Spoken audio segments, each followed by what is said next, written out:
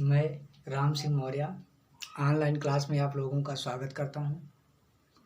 आज के इस वीडियो में हम लोग चर्चा करने वाले हैं आर्हेनियस का वैद्युत अपघटन सिद्धांत या आयनन का सिद्धांत, जो क्लास 10th में भी है और क्लास 11th में भी है। तो ये दोनों क्लासों के लिए इम्पॉर्टेंट है। तो आइए इसकी चर्चा हम लोग करते हैं।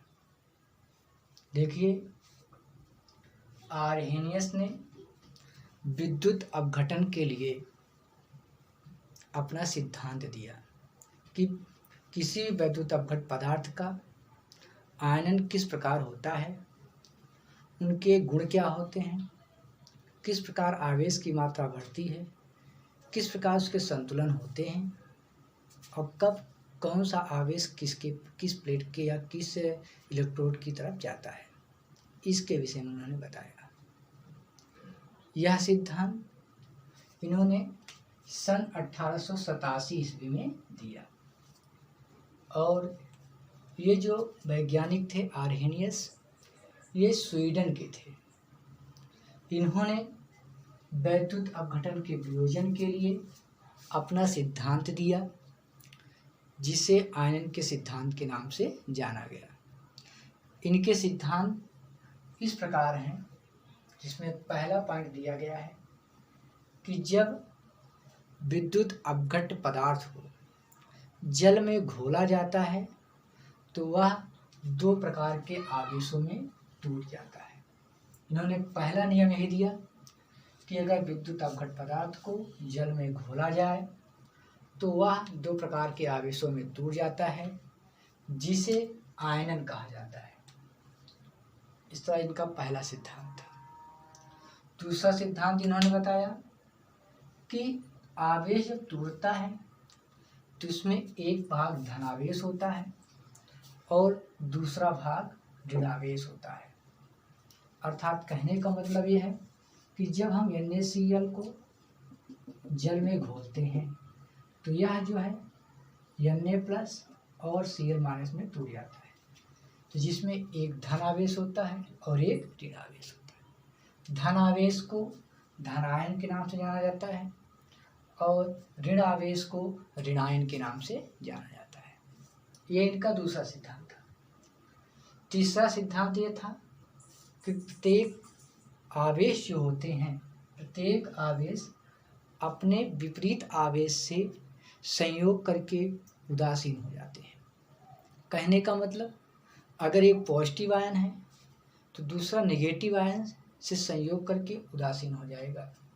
जैसे कि मैंने अभिक्रिया में बता दिया है, Na+ Cl- ये दोनों संयोग किया तो NaCl बना लिया, जो उदासीन अवस्था में होता है। ठीक है, यह अपक्रिया उत्क्रमणीय अपक्रिया भी कहलाती है, जिसको मैंने पिछले वीडियो में भी चर्चा किया था कि उत्क्रमणीय अपक्रियाएं क्या होती हैं। जो अपक्रियाएं दोनों दिशाओं में होती हैं उसे उत्क्रमणीय अपक्रिया कहा जाता है।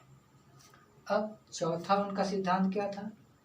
उन्होंने बताया कि किसी वैद्युत अपघट पदार्थ में यदि विद्युत धारा प्रवाहित की जाती है तो जो हमारा ऋणायन होता है वो एनोड की ओर गति करता है।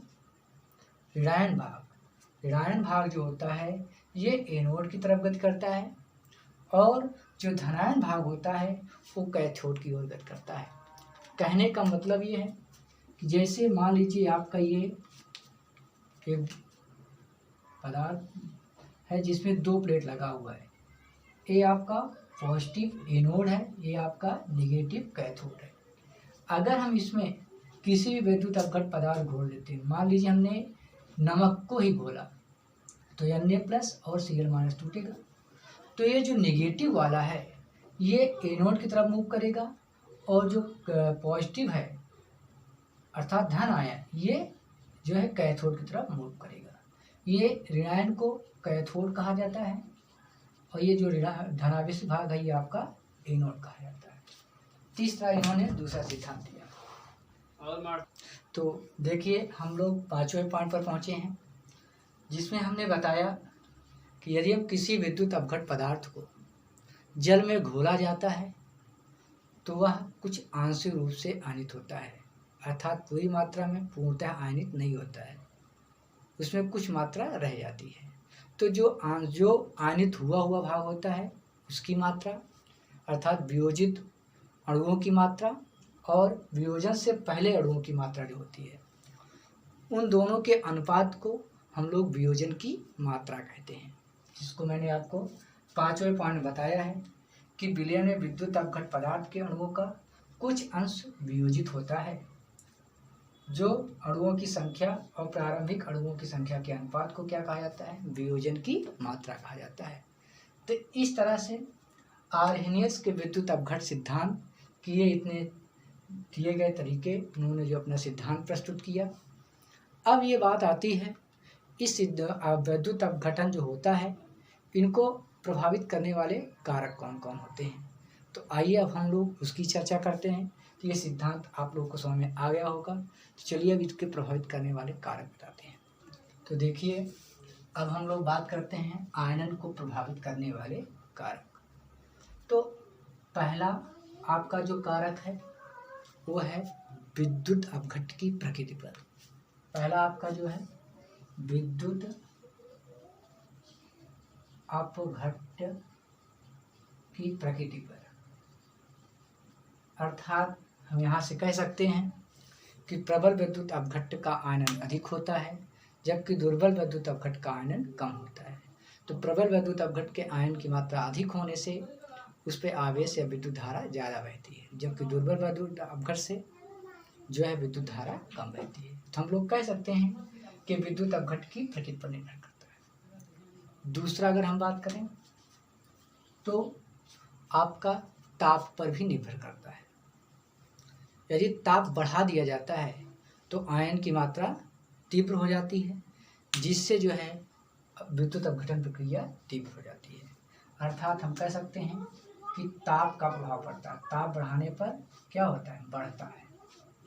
अब इसको हम बोल दे रहे हैं ताकि आप लोग लिख लेंगे कि ताप बढ़ाने पर विद्युत अपघट की मात्रा बढ़ती है। तीसरा पॉइंट है तनुता।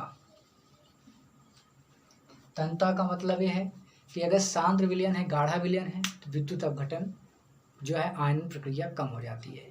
जबकि अगर तन विलयन है तो उनके अणु जो है स्वतंत्र रूप से घूमने के लिए काफ़ी दूर में घूमते हैं, जिससे विद्युत अपघटन की मात्रा बढ़ जाती है। अर्थात हम कह सकते हैं कि तनुता बढ़ने पर भी विद्युत अपघटन की मात्रा या आयनन की मात्रा बढ़ जाती है। अब अगला पॉइंट आता है विलायक की प्रकृति पर। तो विलायक की प्रकृति पर क्या होता है, हम लोग कह सकते हैं कि जो आयन की मात्रा होती है ये विलायक की प्रकृति पर भी निर्भर करता है। जैसे अगर जो है विलायक की मात्रा में अगर प्रबल विद्युत अपघट पदार्थ को अगर हम जल में मिलाएं तब क्या होगा। उसके बाद अगर जो है हम आगे करते हैं, अर्थात हम कह सकते हैं कि जिन विलायक का परावैद्युतांक सबसे ज़्यादा होगा वो जो है उसमें आयन की मात्रा सबसे ज़्यादा हो जाती है। अर्थात कुल मिला के हम कह सकते हैं विलायक की प्रकृति से तात्पर्य है कि वो परावैद्युतांक की मात्रा पर निर्भर करता है। जिसका परावैद्युतांक सबसे अधिक होगा उनका आयन सबसे अधिक होगा। तो इस तरह से आप यहाँ लिख दे रहे हैं विलायक की प्रकृति। तो इस तरह से आपका आर्हेनियस का सिद्धांत क्या है इसके विषय हमने बताया। आयन को प्रभावित करने वाले कारक कौन हैं इसकी भी चर्चा हम लोगों ने किया। ठीक, तो ये वीडियो आपको पूरा इसको देख लीजिएगा। एक दो बार ना समझ, आप इसको बार बार देखेंगे। आप निश्चित ही है कि अगर आप इसको 2-3 बार देख लेंगे तो आपको याद हो जाएगा, क्योंकि मैं इसमें आपको एक एक चीज़ बता भी रहा हूँ, समझा भी रहा हूँ। ठीक है, तो ओके, तो हम आज के लिए बस इतना। ठीक है, ओके, थैंक्स।